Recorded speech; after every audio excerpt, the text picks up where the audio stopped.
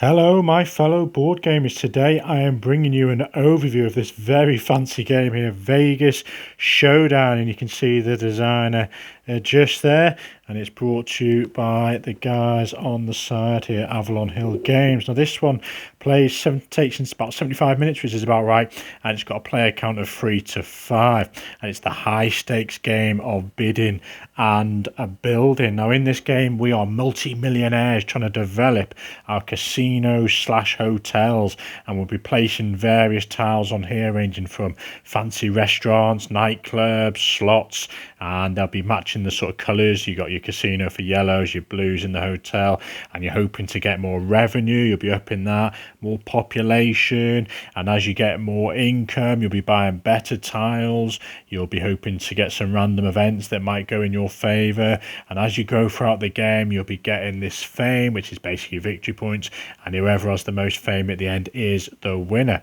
So in terms of what you can do, then the way it's going to flow from round to round is you're going to be able to drop the prices of some of these premium tiles. So you can see you've got these generic tiles at the top, some slots, and this is where you're going to be bidding on them. This is for 5 players only. You've got restaurants and lounges, and once these are gone, they are gone.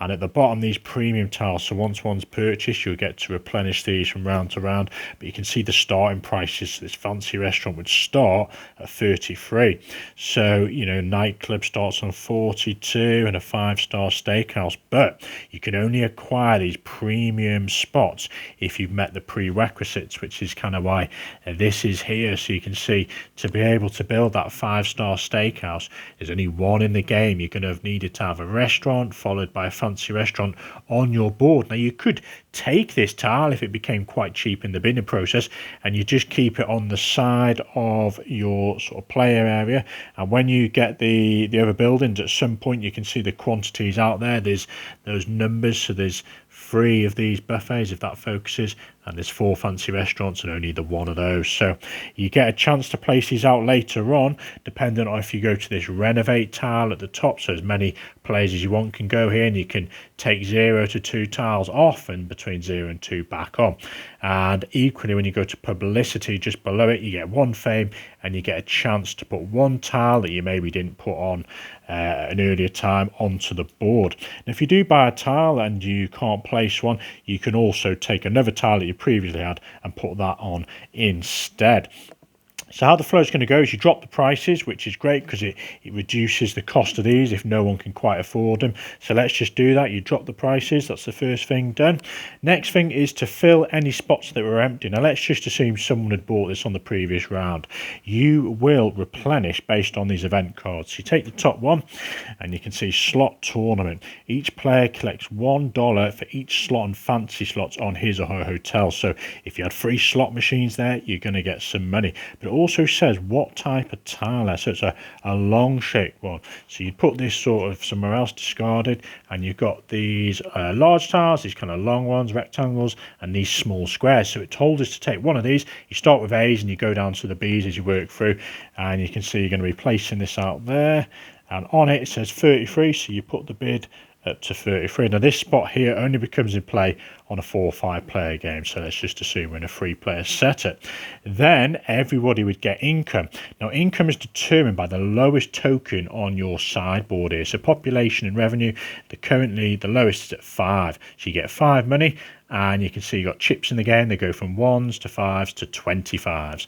So if you manage to, throughout the game, get this one all the way to 27, it doesn't matter. You're only going to get the revenue of 8. So you kind of want to balance these off. So in this case, you get 22 for your income. You would then actually take your actions. So you only get 1 pawn to do so.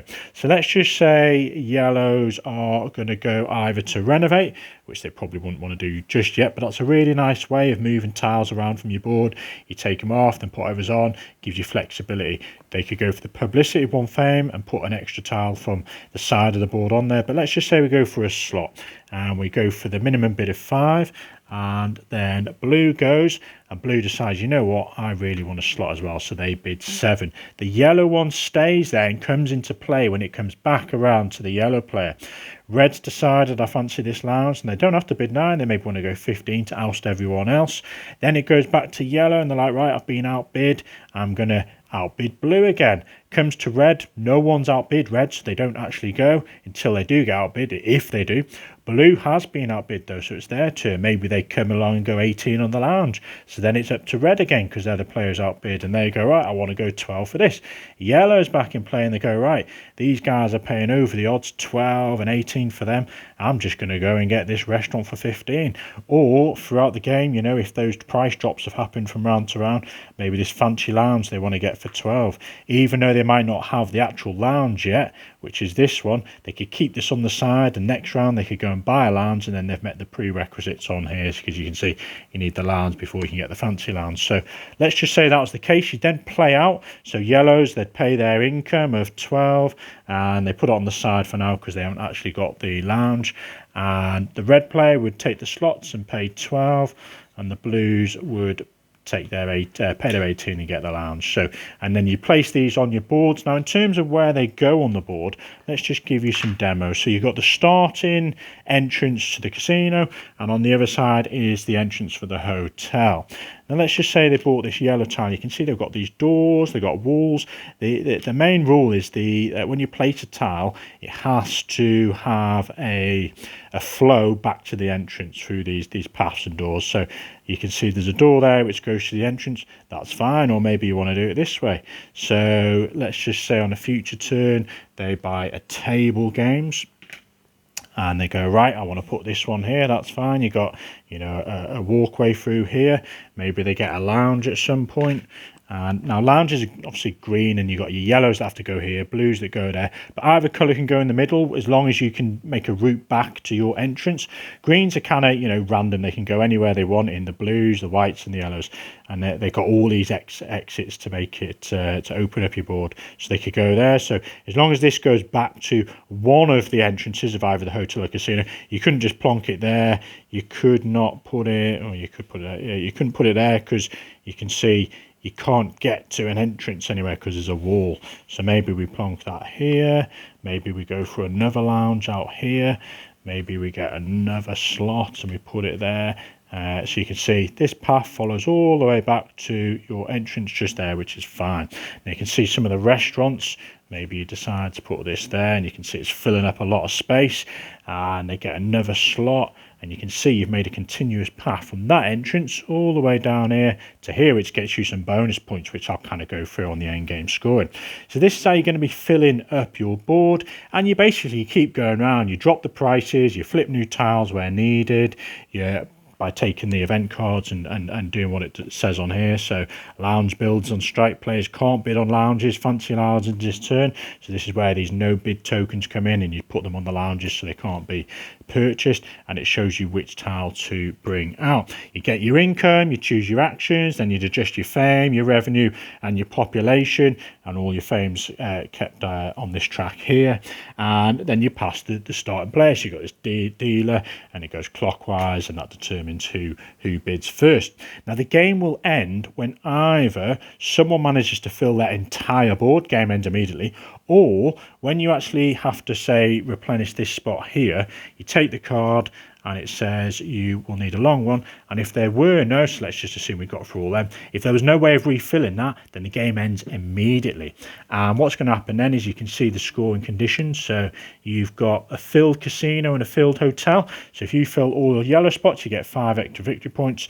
If you fill any blues, you get 5 victory points for that. You get these fame as you go throughout the game. But if you say if you had gone to renovate and you decided, right, it wasn't really working out for me, this lounge here, you'd take that off, you took this one off, you'd actually go down 1 revenue and down 2 fame until you put them back on in a different order that suited you. And this would be an illegal move actually, so you'd have to be careful which ones you take off and on, because that technically needs to be connected to the yellow entrance, and there's no way to get that across. So that's how you can rejig things if you want to try and complete these little goals. Connected hotel will get you 3 victory points for having made that connection from one entrance to the other. The highest revenue, so whoever's got the highest token up there is going to get 5, 3 and 1 for second and third. Same for population, 5, 3 and 1 victory points. Each $10 you have left is 1 victory point. Now you can also complete some corners, so let me try and find a few for you. So let's just say we've got this fancy lounge and we plonked that there, and then we plonked another fancy lounge. How can we do this one? Just there.